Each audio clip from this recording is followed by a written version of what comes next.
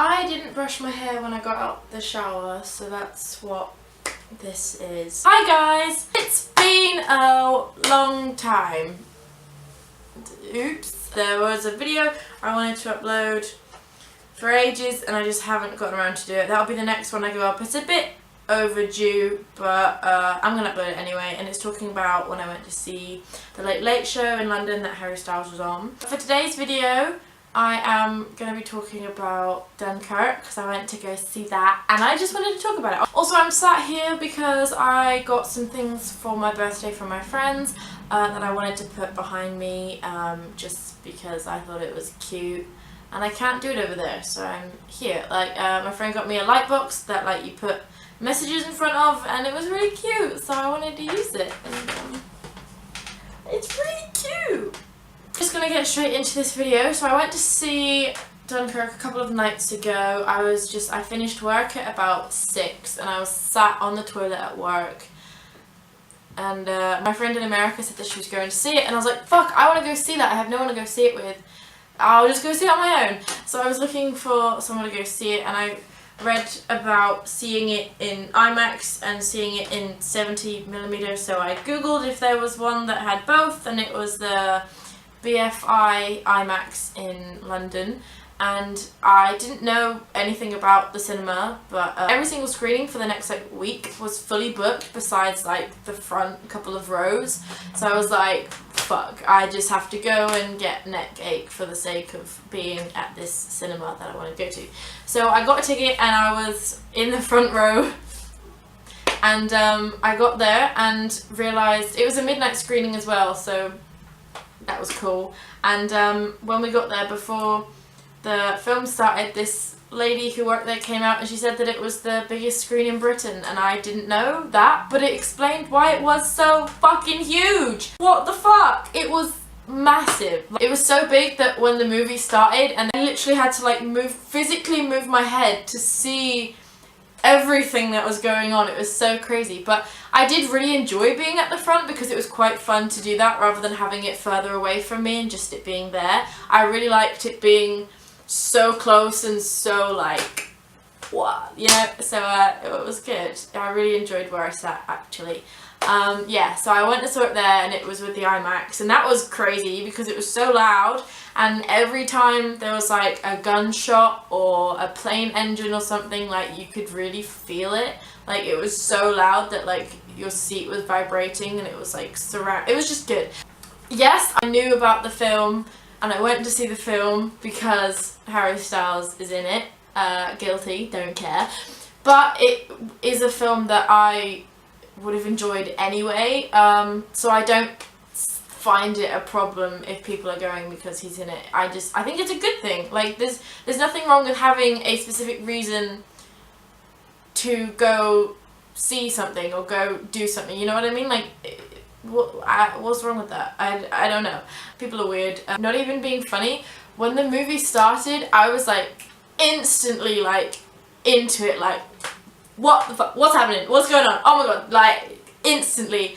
And for like the first, I don't know however long, like 20 minutes or something, probably only like 10 minutes, but like so much happens. For the first like beginning chunk of it, I completely forgot that Harry was even in it because I was so just into what was happening as soon as it started, that when he did finally come on screen I was like, oh yeah, he's here. Oh, obviously I did that internally. If I did that externally that would have been very annoying. I was quite quiet for the entire screening. I'm pretty sure I was literally sat like this, like in my seat like this, and I'm pretty sure that like a lot of the time I was sort of there going, oh my god, oh, just for like most of the film. I think that was me for most of the film. Like I genuinely like whispered to myself, oh fuck, oh my god, what? Oh no. I was like that like the whole time. Luckily there was no one next to me, but that was literally what I was like watching this film. It was so good. Also, one thing that was like amazing was like that it was on the 70mm film, and this lady came out, like the one who said about the screen, and she held up this like big like negative strip, and I don't know, it must have been about like this long maybe, and as you can imagine each negative is like this. So there was like quite a lot of them, and she held this thing up and was like, this is 1 second of film.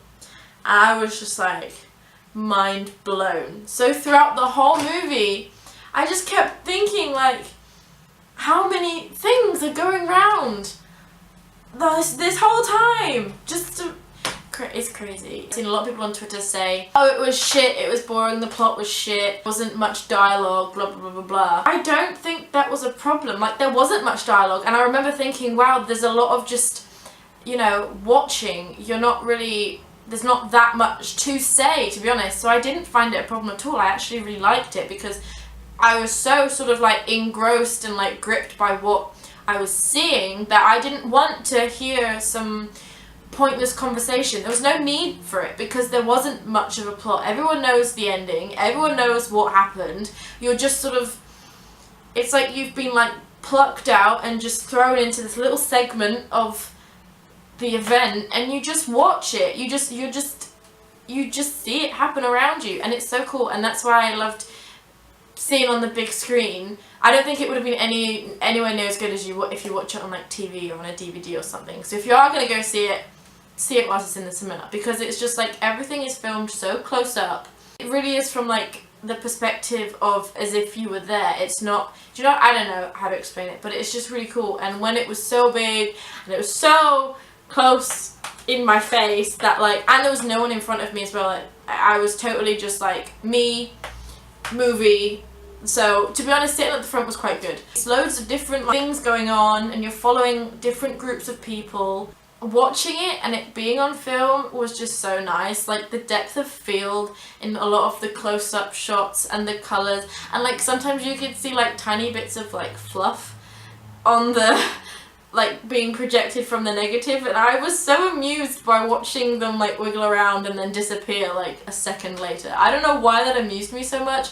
Maybe from like a point of view of someone who does photography, because I use film cameras and negatives a lot, and like, I don't know, it just amused me seeing it and like thinking, wow, this is an actual negative. Like, it was just cool. It was cool. I loved what the film showed and how it was filmed and how it was played. Like, everything about the whole experience of it was just great.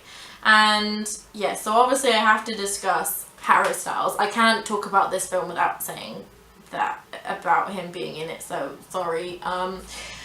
He was really good. Surprise. It was so strange because I don't think his voice sounds anything like his voice in that movie. Like, it's kind of like softer. I think I'm wearing my necklace backwards. Wow, I am. I can't believe that. Yeah, it wasn't like his normal accent, obviously. The character was so not like him at all, which just proves that he can act, so that's useful. It was really good, and like, I was surprised by how much he was in it. To me, he's one of the main characters, I think. Like, he's... Do I put it on backwards again? What the fuck? Because basically you're following all these different groups of characters and all these different little stories that are all happening at the same time, and it's all leading to this one sort of like ending. And that's what's so cool about it, because you know where it's leading, but it's like, it was just cool. It was cool. There's all these different groups of people, and in each sort of group you've got like a couple of characters that like are the main ones, and they speak the most. Like, whatever dialogue there is, they have it, and they sort of keep their section going the most, I would say. And I think in like sort of Harry's, there was like the three of them. Him, I don't know how to pronounce their names, Fionn, the main guy, and then this other guy, I can't remember his name, but he was cute.